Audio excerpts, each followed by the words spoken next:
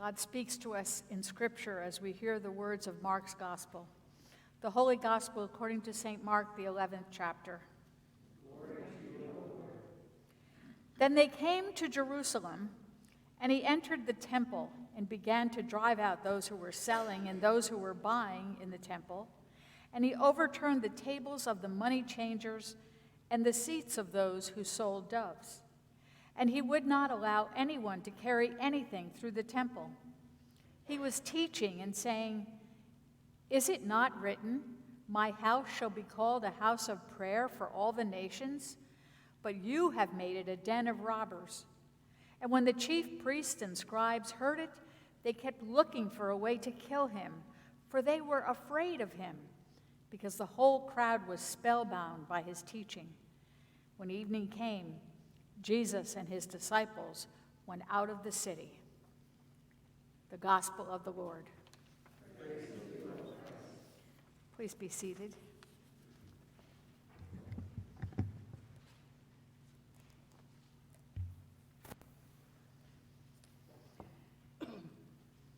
Last week we heard the story of the colt being stolen, the donkey being taken by Jesus' disciples for him to ride into Jerusalem on. And Elias and Abigail were the owners of that colt. But they have now prepared to leave their home and to travel to Jerusalem for the Passover. Abigail, are you ready? I'm waiting for you, dear. We need to hurry if we're to beat the crowds. I've given instructions to our hired hands. I believe everything will be okay while we're away.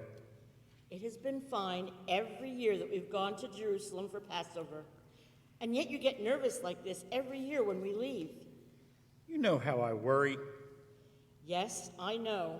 But worry isn't going to get us to Jerusalem any faster. Besides, I thought you were anxious to see that man who rode into Jerusalem on our donkey.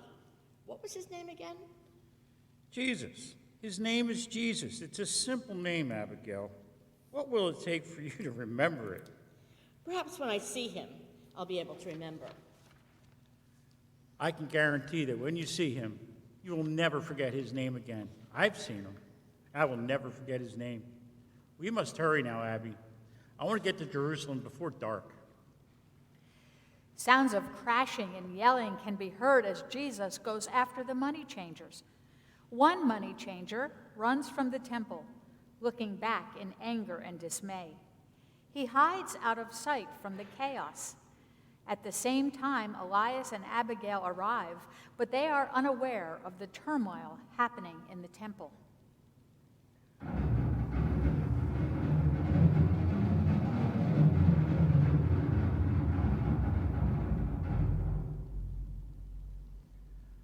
We made good time, Abby.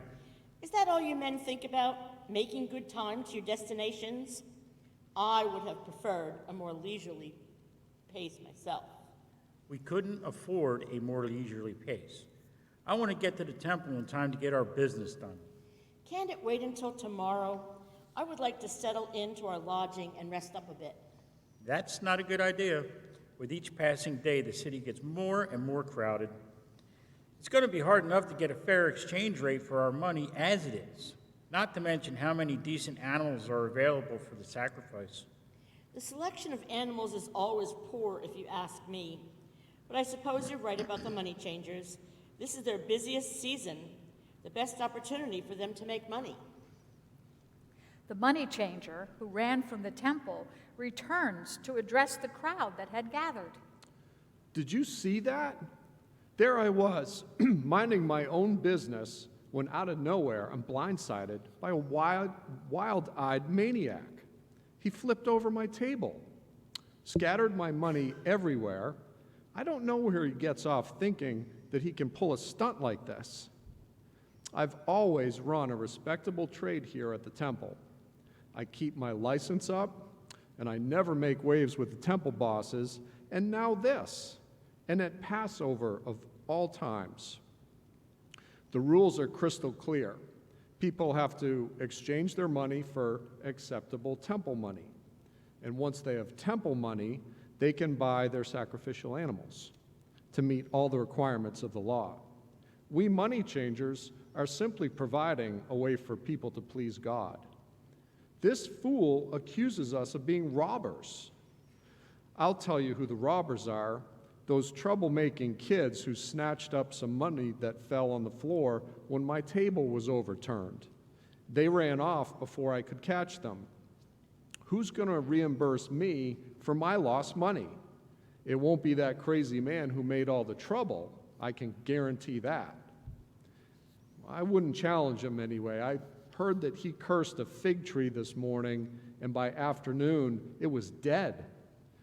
It's probably just a rumor, but you can never be too safe, can you? The money changer spots Elias and Abigail coming from the temple and calls out to them. Hey, you there. Are you coming from the temple? Yes, we are. And I wouldn't recommend going there. The place is deserted and it's a shambles. No one will be doing any more business in there today. Oh, I know all about what happened in the temple. I was there when he stormed in and caused all the havoc. You say it's deserted now? Are you sure no one is there? I'm positive. You look scared. What are you frightened of? Oh, I'm not frightened. I just have no interest in running into that crazy man again. Who is this crazy man that you're talking about? Was it the man who rode into Jerusalem yesterday? One and the same, the man they call Jesus. He has made quite a name for himself already. I hear from the north that he's some sort of mystic who heals people and can even raise the dead. But he's off on the wrong foot in this town, if you ask me. What do you mean? Well, if he thinks he can storm in here and challenge the traditions of the temple and make outrageous accusations and not pay a price, he's got another thing coming. A rebellious street preacher may find favor in Galilee, but Jerusalem is a different story altogether. Some of the people we saw near the temple said he headed out of the city after he made that scene with all your money changers. Okay, well, then he's smarter than I give him credit for. But if he really knows what's good for him, he will stay out of Jerusalem and never show his face here again. I have to go. I've got to clean up the mess he made, and hopefully tomorrow will be a better day. I'm so confused. How can a man who was so gloriously welcomed and wonderfully celebrated be so callous as to disrupt sacred temple business? I may have misjudged him. The temple and its rituals are certainly not to be taken lightly. If what the money changer said is true, this Jesus has placed himself in serious jeopardy. You would think that he would know better than to challenge the temple authorities, our laws and festivals and traditions that have been established over thousands and thousands of years. People will certainly not tolerate this crazy behavior. I told you before, Elias, I have no interest in meeting this Jesus if he's going to be making trouble for the temple. I take my religion very seriously, and I will not have it challenged by some itinerant Galilean troublemaker. That is why I'm so confused, Abigail. If you had seen him the way I saw him, you would want to know more. There has to be more to this man, this Jesus. If he survives the week, we may learn what it is. Elias and Abigail head off to their lodging for the evening.